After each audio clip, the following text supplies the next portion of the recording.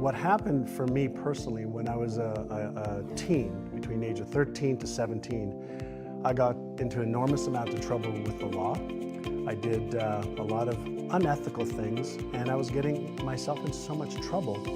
And I had one mentor that my brother introduced me to. His name was Alan Brown. He was a very successful philanthropist, entrepreneur, and he agreed to meet with me for lunch one day. And he asked me, like, why are you doing these things? You seem like a nice young kid. And I said, I don't know, I just want to make some money and I just want to fit in. And he goes, but you seem like you're intelligent. Why don't you just use your brain's natural abilities? I go, well, listen, based on my education and based on what the teachers have told me, I'm not going to do very well in life. And I left high school in grade 11 thinking that I'm not worthy enough, I'm not smart enough, I'm not good enough. And this one man in 1 minute, in one meeting, changed my life, because he asked me, what goals do you have? And I said, what do you mean, what goals do I have? I said, I want to go out this weekend to the bar. I want to have some good food. I want to find a nice young lady to maybe hook up with. And he says, no, but what are your bigger goals? And I didn't have any. So he actually sent me home. And he said, fill out these pieces of paper. And on the piece of paper, it said, like, what age do you want to retire by? Like, I was 19. This was May of 1980.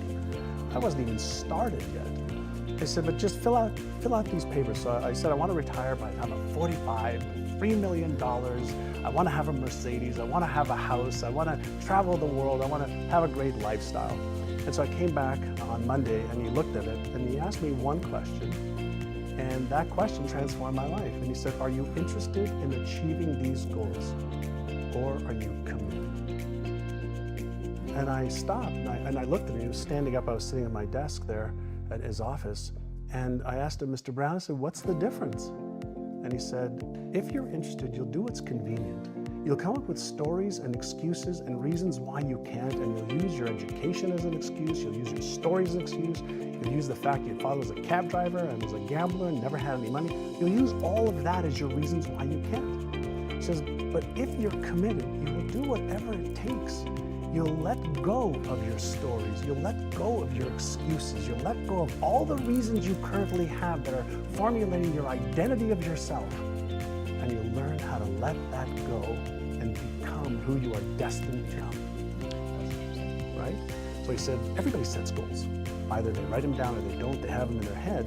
I'm going to teach you how to achieve goals. It's really interesting coming from the guy that was in The Secret, and I love what you've talked about, the difference between the law of attraction and the law of Goya. Oh, yeah. So talk to us about that. So the law of Goya is simply get off your ass. So if you think and you believe and you emotionalize, you visualize, and you create your plan for how am I actually going to achieve this? So what do I need to do? When am I going to do it? How specifically? How am I going to tweak it, measure it, and iterate it so that I'm consistently making progress? I learned the value of progress versus perfection. None of my mentors ever had me focus on perfection. They had me focus on progress to just keep getting better. Little incremental gains every day, every week, every month, every quarter. And even when you move backwards a couple of steps, what's the progress that you made in what you learned? So I was taught that failure is an opportunity to learn.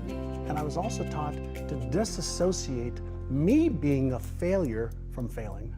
For sure. Right? I want to go back to what you were talking about with beliefs. Yeah. And you said, this is so cool, you were talking about how you wrote down these beliefs and you were reading them over and you were doing what you're told and you were running your finger across it, you're really allowing yourself to feel it, imagine it, and your brain was screaming something at you. My brain was screaming, that's bullshit.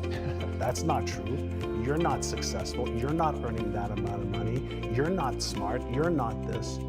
But I was also taught at the same time that when that happens, first and foremost, that's normal. That's the old self and the old patterns trying to fight for their life. And he said, with repetition and emotion and consistency, initially it's hard. And you have to use conscious effort to create the new beliefs.